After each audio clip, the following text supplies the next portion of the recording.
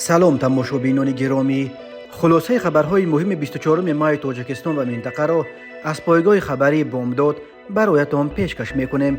شروع میکنیم از یک نگاه کوتاه به سرخط خبر مهم روز در این برنامه. هلاکت 3 تاجیک بر اثر ترکش بالون کسلرود در ولایت لنینگراد. خانه آزادی تاجیکستان را رژیم مطلق و خودکام نامید. تفاوق تاجیکستان و قرقیزستان در مورد دست کشیدن از استفاده درون ها در مرز دو کشور. در ترسونزاده کارخانه جمع و وصل ماشین‌های حربی به کار درآمد. ظلم و استبداد در روسیه دیر دوام نخواهد کرد. حامی حقوق مهاجران بهرام همرایف را به 14 سال زندان محکوم کردند. و اکنون تفصیلات خبرها. نیمه دوم روز 23 مای سال 2023 بر اثر ترکش بالون کسلرود هنگام کف شیرکنی یا سوارکا در منطقه زورجستار در نویه فسیولسکی ولایت لنینگراد روسیه 3 زاده تاجیکستان به هلاکت رسیده، 2 نفر دیگر جراحت‌های وزنی برداشتند. گوبرناتور یا والی ولایت لنینگراد الکساندر درازدنیوک در تلگرام کانالش با نشر یک ویدیو از جای حادثه خبر داد که به علت ویران کردن تکنولوژی استیصال و تکنیکی به خطری هنگام اجرای کارهای کفشیرگری در شرکت ددال اسکا در پانتون باریه که باید ترمیم میشد ترکش به وقوع پیوست. 3 نفر در جای حادثه به هلاکت رسیدند. به 2 مجروح در بیمارستان فسیولسکی یاری طبی رسانیده می شود. خبر داده است درازدینکا. شرکت ددال اسکا به انجام کارهای زمین شکافی در زیر بار مشغول بوده در سورجستار تکنیکی خود از جمله پانتون ها را ترمیم می کند، اما نماینده این شرکت فرضیه ترکیدن پانتون را رد کرده گفته است که پانتون در اصل شبیه یک قوطی خولی بزرگ است که ترکیدن نمی تواند. در همین حال سامانه محلی چلاف نیوز رو روز 24 مای خبر داد که در سورجستار نه پانتون بلکه بالون کسلرود ترکیده. همه قربانیان ترکش در کنار پتربورگ زادگان تاجیکستان بودند. این نشریه اسم 2 تن از هلاک شدگان و یکی از زخمیان را معین و نشر کرده است. بنا به معلومات مقدماتی بختیار نظرعلی 37 ساله و عبدالله چوری 50 ساله جان دادند. جسد هلاک شده سیوم را هنوز بیرون نآوردند و شخصیتش را نیز پوره معین نکردند. وضع ارمت یلدوش 51 ساله که در بیمارستان قرار دارد وزن ارزیابی می شود. شخصیت زخمی دوم را نیز پوره معین نکردند. چلاف نیوز رو می نویسد که بختیار نظرعلیف زاده نویه 5 در جنوب تاجیکستان بود که بیش از 10 سال باز در سانت پتربورگ کار و زندگی می کرد و شهروند روسیه شده بود. بختیار کفشیرگر بود. عبدالله چوریف کفشیرگر بود و سالهای طولانی در شمال و غرب روسیه از جمله قبلا در نویه باکیستگورسک ولایت لنینگراد کار و زندگی می کرد. هر سال بیش از 1 میلیون نفر یا تقریبا نصف اهالی قابل کار تاجیکستان برای پیدا کردن روزی خانواده‌های خود به خارج و اساساً به روسیه به مهاجرت کاری می‌روند. هر سال در روسیه به دلایل مختلف تا 1000 نفر از مهاجران تاجیک می‌میرند. فلاکت‌ها در جای کار و جای زیست و بیماری‌ها و صدمه‌های نقلیاتی از علت‌های عمده مرگ مهاجران تاجیک در روسیه نام برده می‌شود. تاجیکستان در گزارش سالانه سازمان خانه آزادی که روز 24 مای سال 2023 با نام کشورهای در حال گذار 2023 جنگ شکاف منطقه را عمیق‌تر کرد نشر شد. در بین کشورهای اروپای شرقی و شوروی سابق از لحاظ سطح رسیدن به نظام دموکراتی با همگی 1.04 امتیاز از 7 امتیاز ممکن تنها از ترکمنستان که همگی 1 امتیاز گرفته است بالا گذاشته شده، ولی در عموم درباره ترکمنستان و بلاروس و روسیه امسال بار اول رژیم مطلق و خودکام نام گرفته است. خانه آزادی در گزارشش در برابر جنگ بیمانی روسیه به ضد اوکراین و عاقبت‌های مربوط به آن، سرکوب خونین اعتراض‌ها در ماه ینوار سال 2022 در قزاقستان، ماه مای سال گذشته در ولایت مختار کوهستان بدخشان تاجیکستان و ماه ایول همان سال در جمهوری مختار قرقلپاکستان ازبکستان را از نمونه‌های بهترین پایمال کردن حقوق انسان در قلمرو اوراسیا نامید و گفت این حادثه ها نباید فراموش شوند و حکومت‌های دموکراتی، سازمان‌های حامی حقوق و رسانه‌ها باید از دولت‌های آسیای مرکزی تحقیق منصفانه این حوادث را تقاضا کنند. به عقیده مؤلفان تهدیدهای افزاینده امنیتی، بحران تاریخی مهاجرت و به هم زده شدن اقتصاد که اثر اشغال گردیده های دومندار مسکو در خاک اوکراین است، باعث این شکاف در منطقه شده است و به صورت عموم اشغال اوکراین از جانب مسکو فرق میان دولت‌های خودکامه و دموکراتی را در پهنای عبارت از اروپای مرکزی تا آسیای مرکزی بزرگتر کرد. اعمال کرمل در اوکراین عظیمترین چالش برای صلح، آزادی و دموکراسی در اروپا از زمان ختم جنگ سرد گردید، گفته است پرزیدنت خانه آزادی مایکل ابراموویچ. به عقیده او حالا کشورهای دموکراتی در اروپا و سراسر جهان باید از گذشته بیشتر همگیری و پشتیبانی خود را به نمایش گذارند. مؤلفان میگویند تاجیکستان همراه روسیه، بلاروس، قزاقستان، ازبکستان و قرقیزستان برای پیشگیری از سبقت سیاسی و گوناگون اندیشه به سرکوب حقوق بنیادی به گروه رژیم‌های کاملا خودکامه داخل شدند. در گزارش آمده است که سال 2022 در تاجیکستان و ازبکستان تلاش‌های حکومت با تمرکز قدرت در منطقه‌های مختار بدخشان و قرقلپاکستان باعث سر زدن اعتراضات شد. به قول مؤلفان رهبران خودکامه در تلاش نظارت پرره به قلمروایشان بودند و پیشواهای را که به شبکه حامی مشتری سازمان داده رژیم پوره مطابقت میکند تحمل ندارند. در گزارش آمده است که ولایت مختار کوهستان بدخشان که وطن پامیری ها و یک جامعه نسبتاً پیشرفته و فعال مدنی می باشد، دست کم از سال 2012 به این سو هدف سرکوب های حکومت پرزیدنت امامعلی رحمان قرار گرفته است. خانه آزادی حساب کرده است که سال 2022 از 10 کشوری که به سرکوب ها دست دادند 5 تاشان تاجیکستان، بلاروس، روسیه، ترکمنستان و ازبکستان در اوراسیا جایگیر شدند. خانه آزادی از حکومت‌های دموکراتی تقاضا کرده است که با استفاده از نفوذ خود در اینترپول امکانیت‌های اعضای سرکوبگر پلیس بین المللی را برای سرکوب دیگر اندیشان در خارج محدود کنند. برای اینکه گناهکاران بی جزا نمانند، حکومت‌های دموکراتی باید در دایره یک استراتژی فراگیر محدودیت شناسی برای پایمال کننده های حقوق انسان و مقامات فساد زده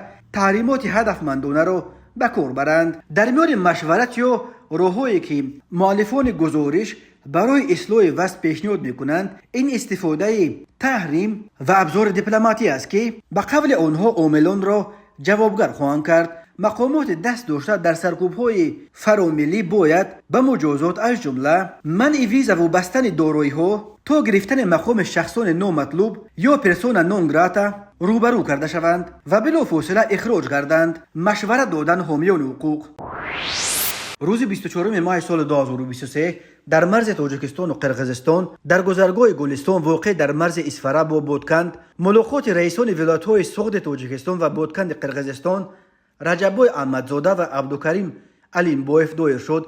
در این ملاقات رئیسان ناحیه‌های مرزی دو کشور و نمایندگان مقامات حفظ حقوق نیز اشتراک داشتند. بنا به اطلاع دفتر نمایندگی پرزیدنت قرقیزستان در ولایت بودکند، دو جانب در جریان مذاکرات مسائل مربوط به حفظ ثبات در مرز، تامین امنیت جمعیتی و پیشگیری از پنهان شدن اطلاعات بر دروغ را بررسی کرده جهت استفاده نبردن هواپیماهای بی سرنشین یا درون‌ها در منطقه‌های مرزی توافق کردند. جانب‌ها همین طور به خلاصه رسیدند که نمایندگان دهه‌های واقع در مرز تاجیکستان و قرقیزستان مسئله استفاده آب برای آبیاری زمین‌ها را مستقلانه خودشان با راه‌های مصالحت‌آمیز حل و فصل کنند. تفصیلات دیگر توافقات بعد از آمده نشر نشده است.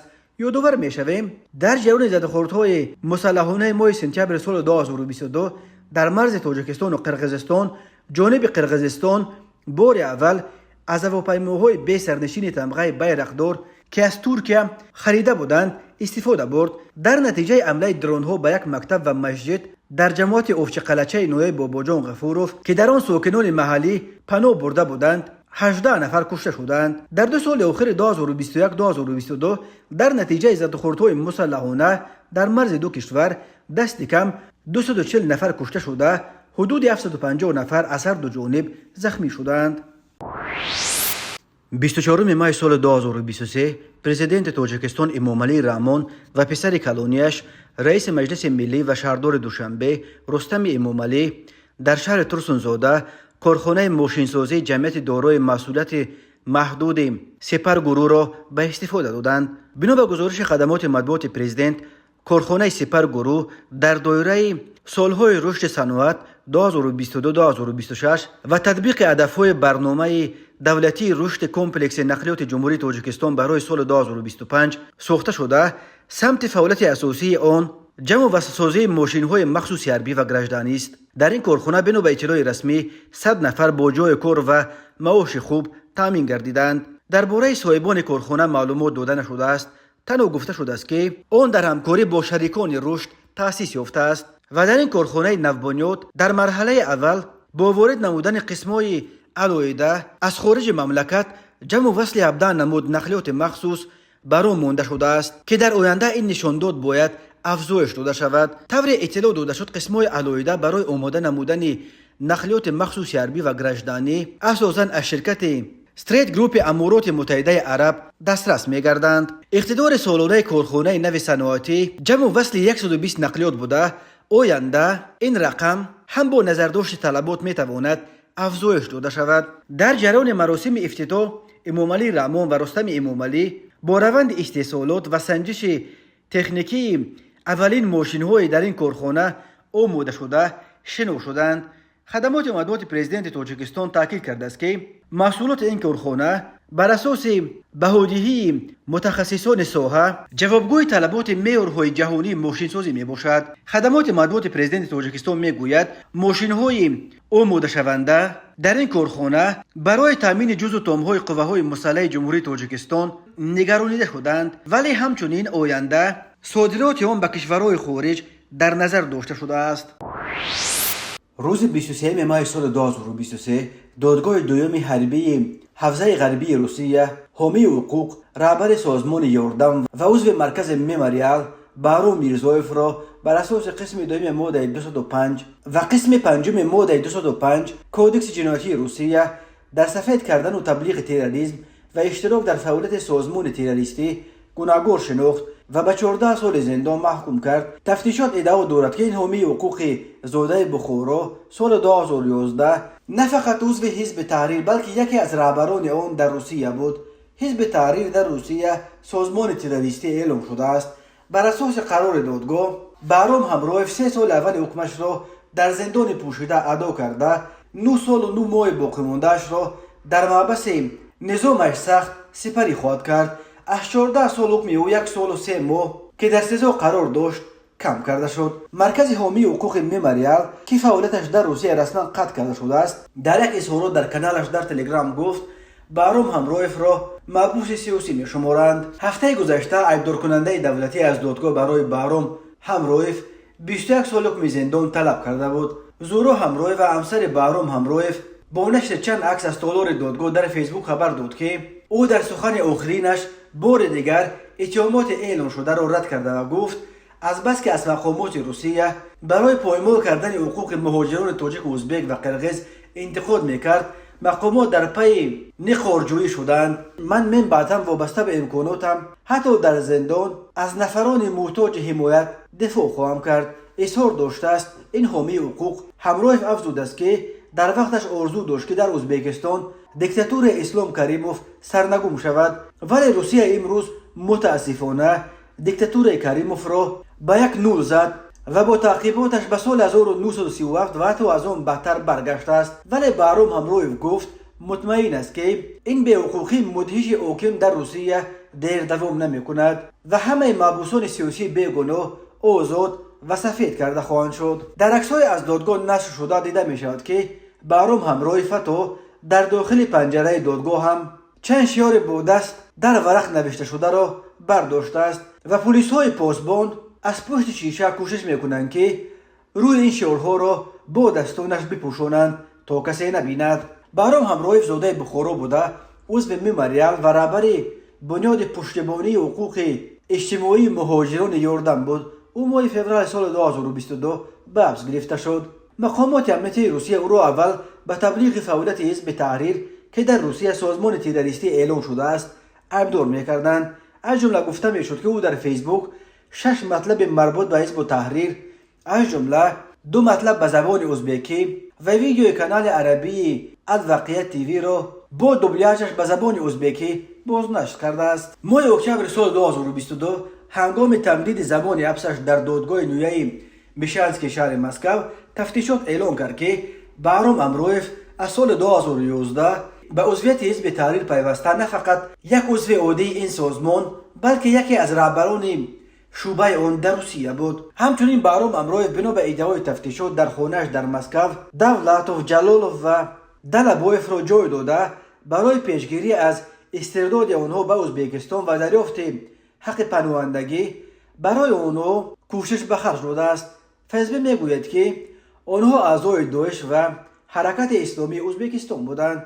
همینطور بنا به ادعای فیسبوک سال 2020 امرویف و بنیاد یاردم از مقامات آلمان برای طاهر اجگریف مقام پناهندگی خواسته است و شویتس خواستند که ابن یمین ابراهیموف را به مقامات ازبکستان نسپارند. مقامات روسیه میگویند این 2 نفر به سازمان‌های تروریستی ارتباط داشتند. مرکز مطبوعات کمیته ولایت‌های فوق‌العاده تاجیکستان خبر داد که شام 23 ماه سال 2023 در پی بارشات شدید در یک قطار منطقه‌های جمهوری سیل آمده است.